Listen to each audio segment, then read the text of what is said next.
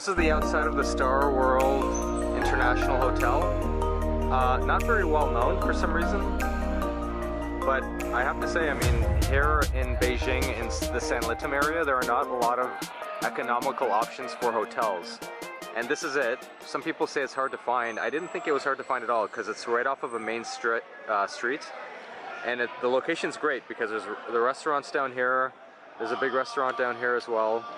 And it's basically, the hotel is this building here.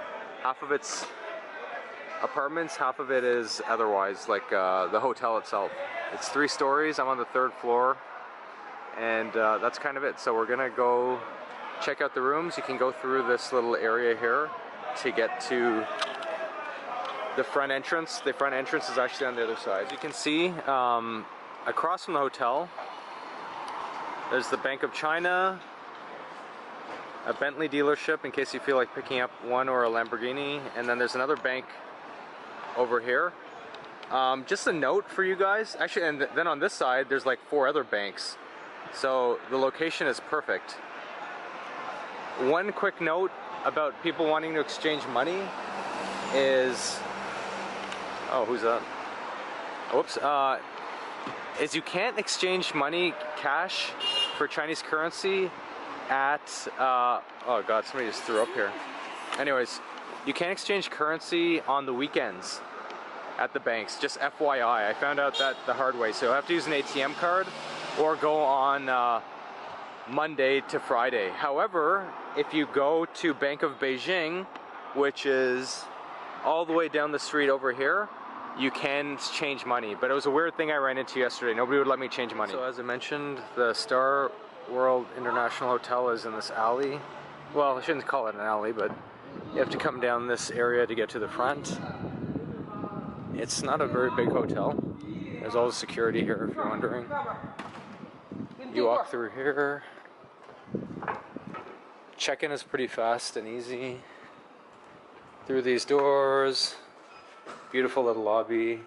Okay, so we're at the front. I just came in. This is the front door. That's me. So when you come in, you have this little lobby area, if you want to call it that. And there's a nice big window.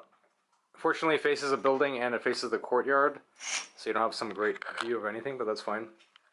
They have tons of lighting. The switches were a real pain in the butt because there's so many switches and you gotta hit them like 10 times to figure out which one's what, but that's fine. So you'll see why they call it a theme room in a second. So it's relatively spacious, which is why I paid a bit extra. My other option was the Holiday Inn, which isn't far away for this price point, which was, I think I paid about 80 bucks. This time using Agoda, 80 bucks a night. I'm here for 2 nights. So you get this little like seating area. There's Wi-Fi in each individual room, believe it or not. And no, it's not super fast.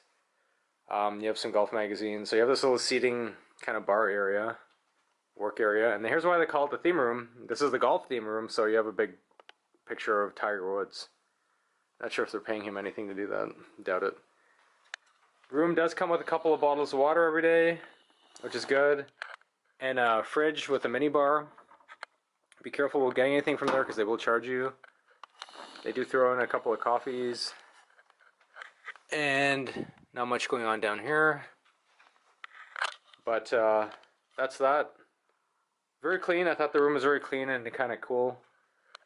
Yes, there is a safe, don't worry, and yes, it works. You have a nice closet. Plenty of storage as well. This is the bed. Of course, I've torn it up. But it's a nice sized bed. I guess it's a queen or king, I'm not sure. It's pretty comfortable. I'm not too picky with beds, so I'm probably not the right guy to ask. Wall chargers, your American style plug will work here at this hotel. Just a note about internet is that, you know, if you stay, I heard here in China, like Gmail and all this stuff is blocked, WhatsApp, Facebook, CNN. I heard that before when I came back in 2014, and I never found that to be true. Everything worked perfectly, just like it does now. My WhatsApp works fine, and so on and so forth. There's another view. The courtyard. Someplace to hang your suits. You know, if I could help them with this room, I would tell them to get rid of the stupid wall here. It really just it's rather obtrusive. This room would be way better if they just took this TV and stuck it on that wall and got rid of this whole little bar, because I'm pretty sure nobody uses it. What else? What else? So here's the bathroom. Let's get some lights in here. So nice, spacious, very modern bathroom with a towel warmer. Has a scale, because you know you're going to be eating well here in Beijing. The food here is great, obviously. If you're wondering why there are towels on the ground, this is the one thing that pissed me off. I almost sliced my foot open about 10 times.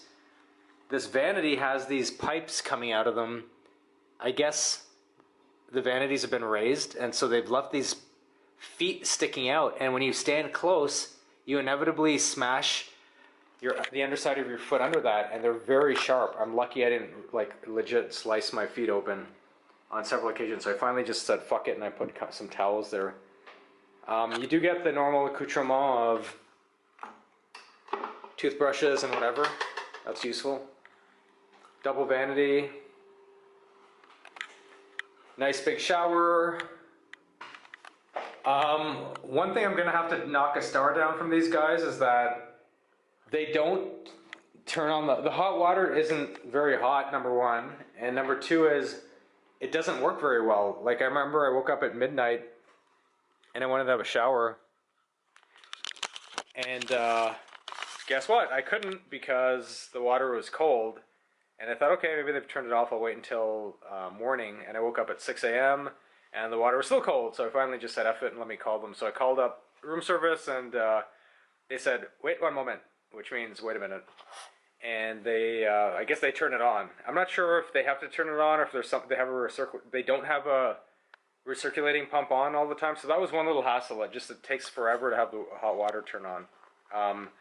That and the slicing of the feet thing, I kind of knock 1 star off. But generally, for 80 bucks a night in Sanlitun, the location's fantastic. You're literally down the street from the main street with all the shops and Adidas and all the westernized companies, and then all the popular bar area as well. And there's a corner store, banks all over the place. So location's fantastic. For 80 bucks a night, you can't go wrong. I didn't do the breakfast. I think you can get it. I wouldn't do it if I were you. There's so many great places around here, including I think it's called Lily's or Lydia's All-American Diner, literally a block away.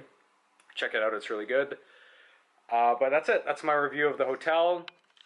Would I stay here again? I think for this price point, yeah, because everything else in Sanlitun is like 200, 300 bucks a night.